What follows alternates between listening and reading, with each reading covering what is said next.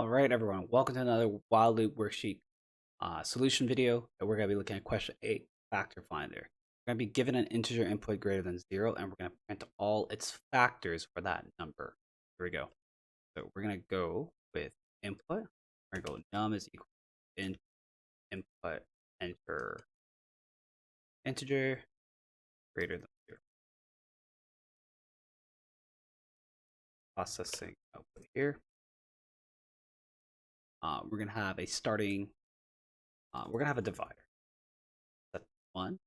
And we're going to increase that divider all the way up towards and equal to num so that we can find all of the factors. We're going to say while divider plus num. Just remember 1 and num are both factors of num, so we're guaranteed at least 2 factors there. So we're going to say, well, if that num mod divider is equal to 0, that means we found a factor here. So let's print that factor. Value of the divider. And in every iteration, we're going to increase divided by 1 so that we can while loop. And let's test our program. So if I were to do 12, and give us 1, 2, 3, 4, 6.